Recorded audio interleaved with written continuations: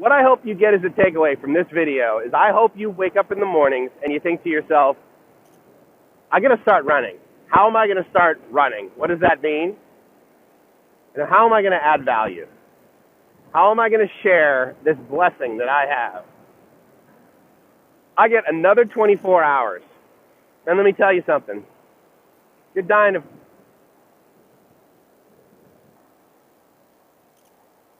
And I wanted to go into a little bit more detail about my perspective and why I feel so grateful. I shared in another video something that happened to me when I was 14 years old. When I was 14, I was driving along in the car. My mom was actually taking me to a county fair back in the Boston area, and I was working for 4-H. And if you know what that is, it's that little, it's not little, it's an organization that's primarily based on agriculture and farms and livestock and that sort of thing, and having, a group of people that are in those professions. And then they all get together, but what the H's stand for is head, heart, hands, and health. And each of those H's are represented by one of the leaves on a clover, with a 4-leaf clover traditionally being lucky, right? And so she's driving me to to go work in the 4-H kitchen at this county fair, and make cookies and stuff, and it was great. It was one of the best jobs I ever had, man. It was so cool because I got to meet such amazing people. I got to interface with, the public, and I got to, actually bake. And truth be told, a lot of the kids my age, when they go to a county fair and they're part of 4-H, they would work in the barns, and they would work with the livestock, and they would work with the plants and the animals. And primarily it would be a lot of guys. Well, I discovered pretty quickly that most of the girls worked in the kitchen. So I worked in the kitchen. So anyway, so she's driving me to this county fair, and I have my arm sort of like resting, on the door. The window's rolled down. It's the summertime. And I noticed that my arm is like going numb kind of thing, or my arm is falling asleep, right? And I'm like, oh, okay, whatever, it's numb. I'm like resting it on something, and so I put it down by my side, and it stays there. I think, well, that's okay, that's kind of weird. So I like kind of shaking it, and it doesn't happen. And then I noticed it's kind of going down the side of my body, and I'm like, that's kind of weird. Like, how am I sitting? Is my seatbelt too tight? Like, what's going on with this? And then I remember having one of the world's worst headaches. And I'm thinking to myself, okay, well, this is really annoying.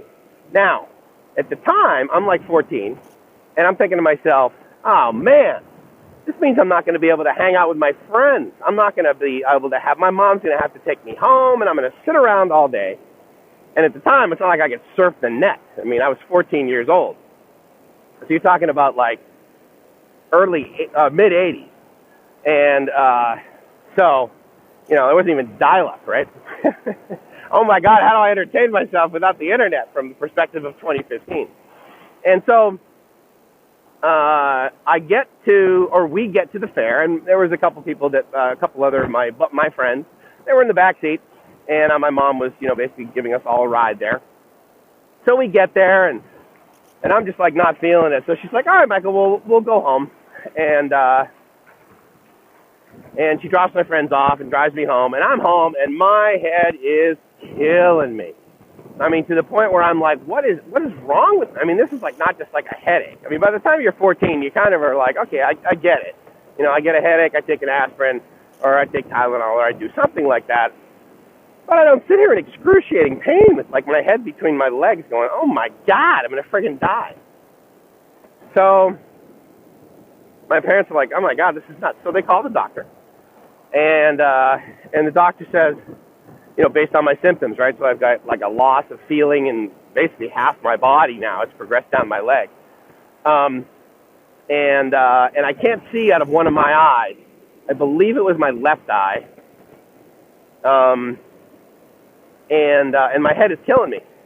And so they come in and they say, okay, well, we're going to take you into the ER, and the doctor says to not give you any aspirin, not give you any medication. So at that point in my life, I'm thinking to myself, this doctor's a loser. Like, does he understand the kind of pain I'm in? I'm like, all right, whatever. I trust you, Mom. I trust you, Dad. So they put me in the car and they drive me into Harvard Community Health Plan, which in the mid-'80s was a very, it probably still is excellent, but from my perspective at the time, it was an excellent HMO.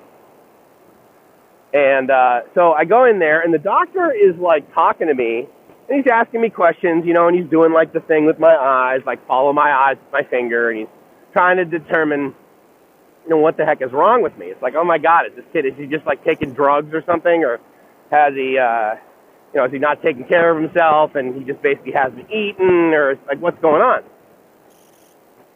And so then, for some reason, I am unable to speak. I'm unable to talk.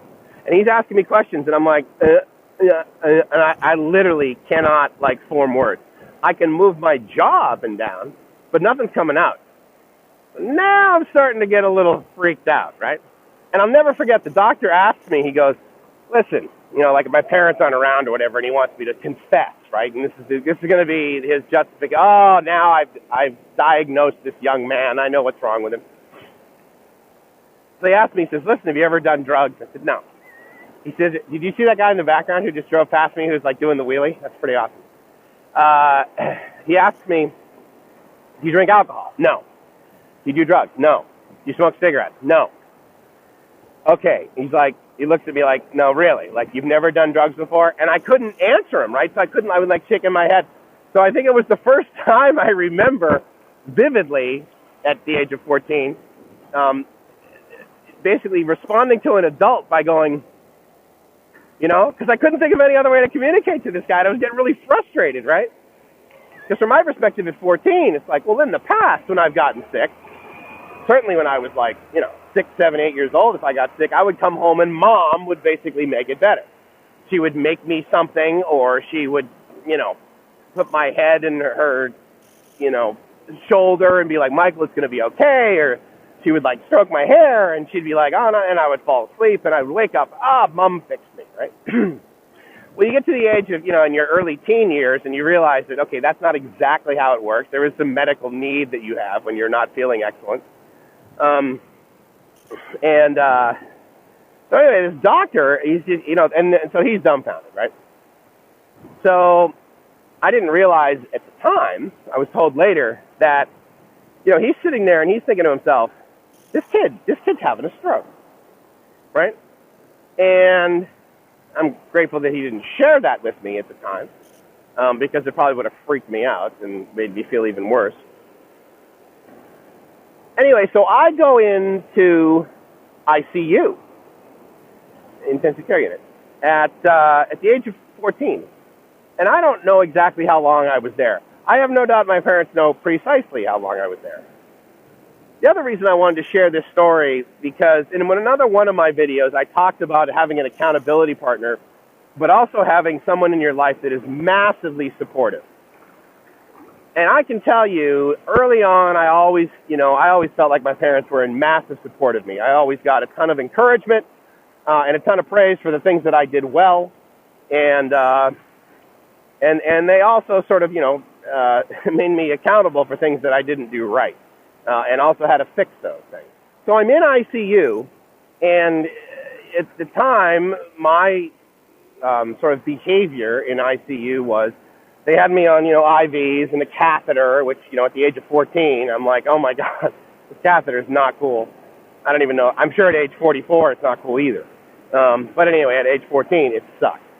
And so, but the neat part, and I'll tell you what really sort of is a scenario in my head that I always reflect back on as far as, like, this is what it means to be there for somebody, is that at the time, sort of the coolest electronics that you could buy was like a Timex watch or a Casio watch. And they were coming out with these great Casio watches, and that was about the level of sort of personal digital assistant. That was about as far as you could go. Anyway, so I had this one, and it had all these neat alarms on it or whatever. And I don't remember why, but I had this one alarm set on it. So the watch would wake me up at a certain time or whatever. Or I would be out of medication and they'd need to change the IV or whatever. And I would wake up, and I would look up. And from my perspective, my memory of that whole time was that every time I looked up, there were my parents sitting in the chair. And I don't remember whether it was daytime or nighttime or whatever. But from my perspective, they were always there. And I will never forget that. I mean, there's a lot of that stuff I will never forget. But I'll never forget that part because, with friends and stuff, we throw around the phrase, I got your back. I'll be there for you, man. Don't worry about it. And I say it too, it's kind of like off the cuff. Hey, dude, don't worry about it. I got you. I got your back, man. But I learned early on, really what that means. And I don't know if I acknowledged the feeling at the time, but from, my perspective today, reflecting back on that feeling and being like, yeah, I actually really know what it's like to feel that someone is there for you. And it's a blessing, and it's an honor, and it's something that if I have the opportunity to do that for someone else, then game on, because I know how good it feels to wake up in the ICU and not be alone.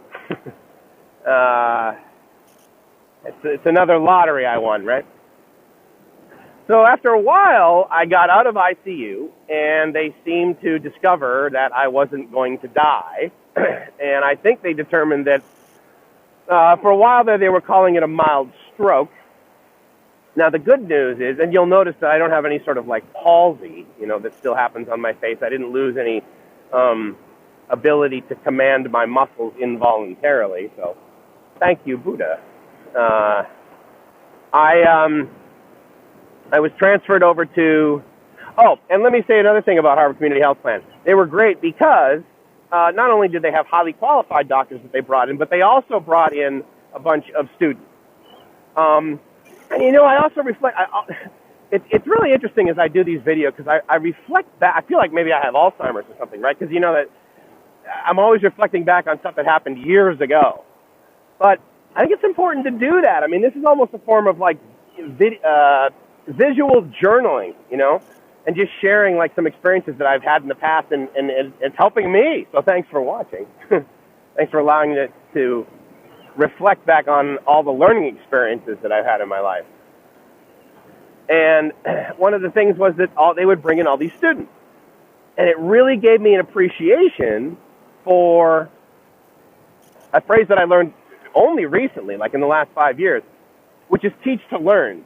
And I believe I heard that phrase first in a Franklin Covey seminar that we were doing at school for the habits of highly effective people. 5 habits, I believe, of highly effective people.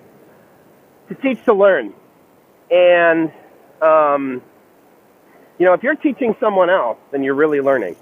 And so I'm observing that, and I'm observing these, younger people, right, still in white coats, get taught, okay, well, this is what this kid is going through, and these are the symptoms, and what do you think? What's your diagnosis? And I don't remember any of their responses, but I do remember sort of the teacher, or I guess the head doctor or something. I'm not quite sure what you call that person's position, that is probably in charge of these doctors' residency. Anyway, he or she would be asking questions, and again, all this stuff you just sort of don't acknowledge at the time, but then gratefully I'm able to think back and say, that was a really good experience. So now that I work at a university and I have the opportunity to mentor students as well as my colleagues and be mentored by my peers, the cool part is that I can reflect back on that and say, oh yeah, this has massive benefits. It's not like I don't have a glaring example of how wildly successful that is when other people are allowed to learn. And, I didn't feel like I was prodded. I didn't feel like I was a guinea pig or anything like that. So anyway, so they go through a series of tests or whatever. I had a spinal tap done. I had a whole bunch of stuff that you don't really sign up for. Yeah, it was no fun. But I walked away, and while some people still label it a mild stroke, they also had this label for it, which was an acute migraine headache attack. And so the other thing about perspective for me is that based on that experience and that label and the fact that even afterwards I would get these migraine headaches that were excruciating. And so my definition of migraine headache is sure extreme pain, but like even the beautiful sound of the ocean here, like that would have just been like, oh my God, it feels like someone's hammering my forehead, attacking me with a ball peen hammer or something. And so I had to get to a place that was really quiet. And secondly, bright light was brutal. So I would have like a cold cloth on my forehead and my eyes would be closed and I had to get blackout curtains and all this. And anyway, so through all that, I came out on the other side and there was medication that I had to take. And I believe they're referred to as beta blockers. I'm not quite sure if that's the right term. But the result of it is regardless of sort of my level of exertion, the dilation and constriction of my blood vessels pretty much remained the same. Because apparently if you screw with that, then the result is a migraine headache. And, if it gets acute, as my scenario was, then the brain's like, okay, well, listen, here's the thing. I'm in charge of this whole machine south of him, and I got to keep the heart going because otherwise I don't get blood. And I got to keep a couple other things going on, but I mean, it's a really amazing, intricate system if you think about it. But it's one of those things where, the brain's like, listen, we can start shutting stuff down, to save the other stuff. So therefore, feeling on one side of the body, all right, we can survive with only seeing out of one eye. We don't really need to speak. This guy can move his arms around. It's not critical to the operation. These are all the logical justifications that I had afterwards. Pardon the camera movement there for a second. Anyway, through all that, and the reason I share that is to kind of maybe give you some justification for my perspective of why I wake up in the morning and I say, I get to wake up one more morning. I've had some accidents along the way, and obviously as a teenage boy, right, riding a BMX bike, you get into a few accidents. I think I've had like 2-3 concussions. I probably can't remember because I've had more than one concussion, so therefore I can't remember how many concussions I've had. Ha ha. But, that was a pretty,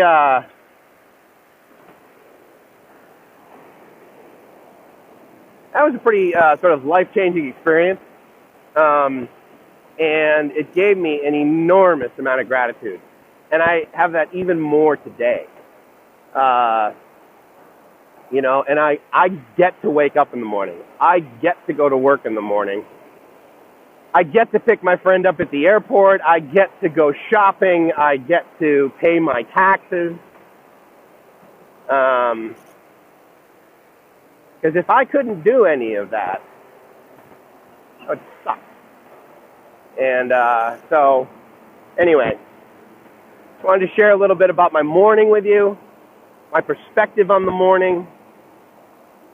And